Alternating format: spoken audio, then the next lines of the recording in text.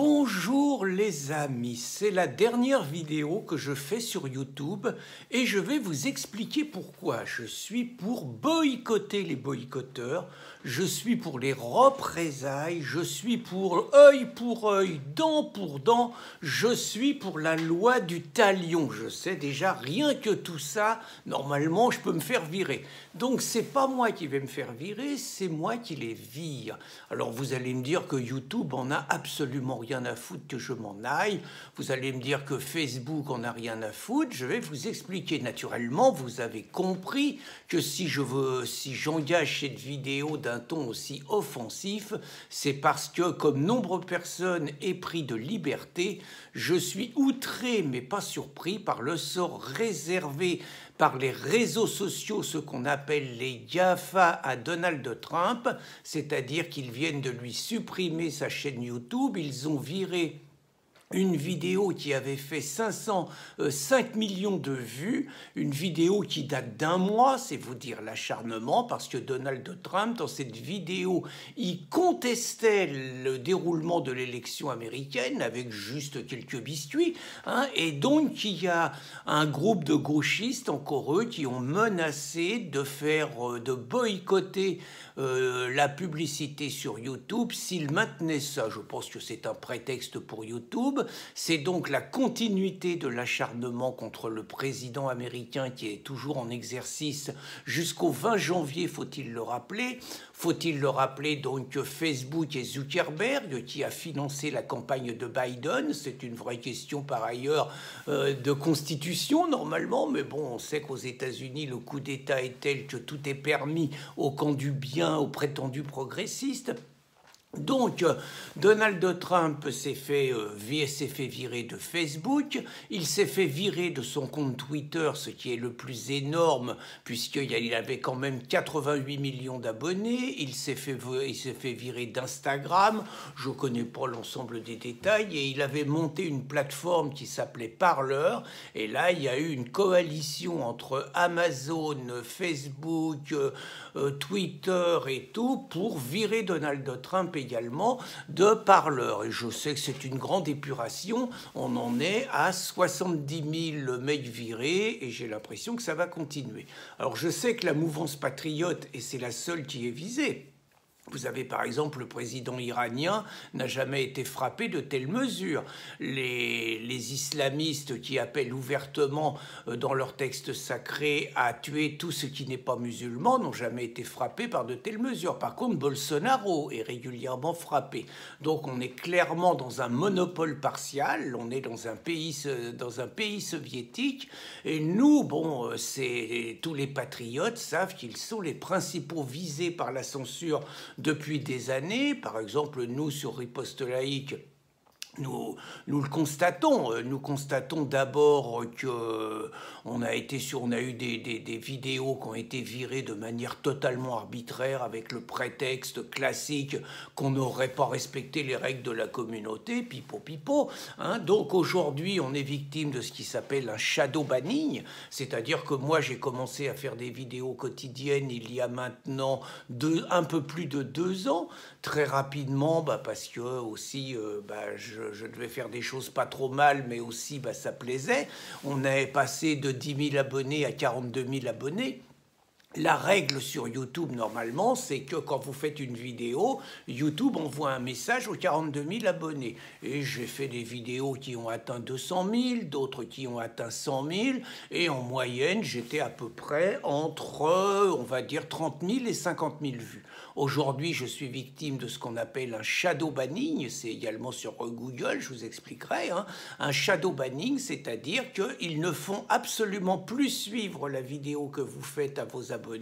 Et bien évidemment, vous en payez le prix, puisque je vois les vidéos que je fais aujourd'hui sont fort éloignées de ce que je faisais encore il y a quelque temps, quand je faisais entre 30 000 et 50 000 visiteurs par jour, soit 1 million à 1 500 000 par mois. D'autre part, Facebook, on avait Riposte Laïque, il y avait un groupe Facebook de 30 000 amis.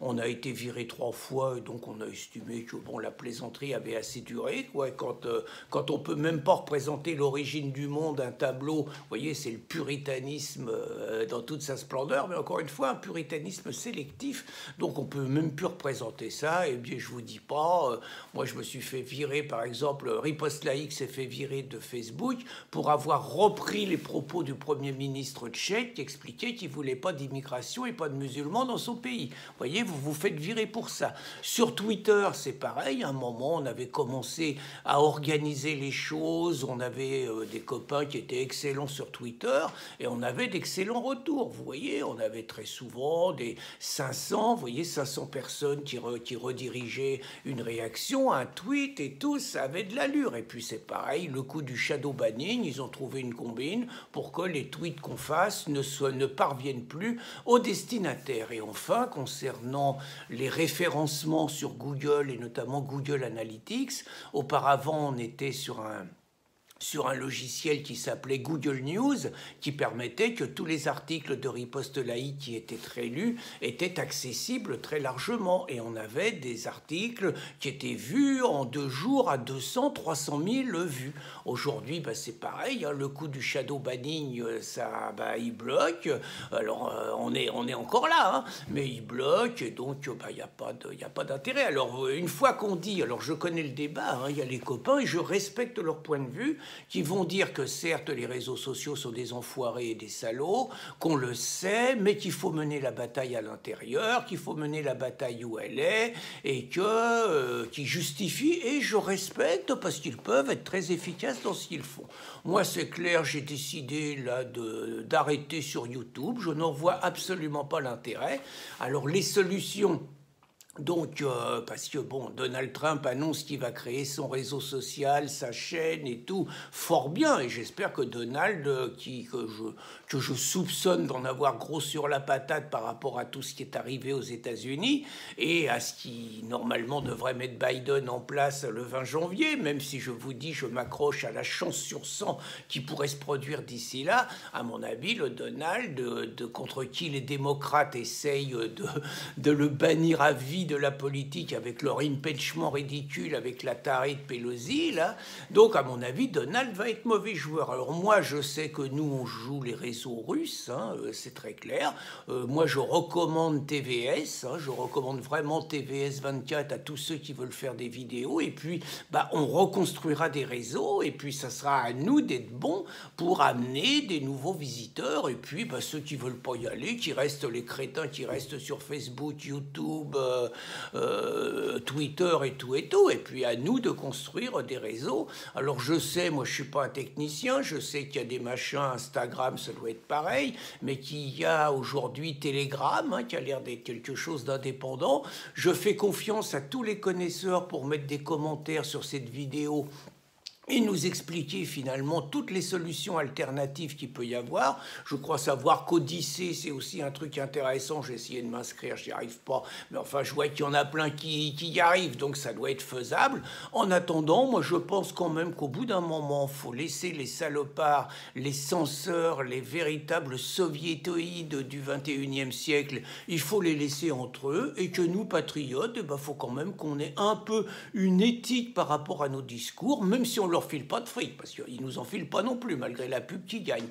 Mais justement, qu'on leur donne pas les moyens de gagner du fric avec nous, de gagner de la pub et tout, et qu'on soit finalement fidèle à notre éthique. Voilà, donc je ne ferai plus de vidéos sur YouTube, à moins que YouTube redevienne un lieu démocratique de libre expression et de confrontation, ce qui, à mon avis, n'est pas tout à fait ce qui se prépare. Bonne journée les amis, boycottons les boycotteurs.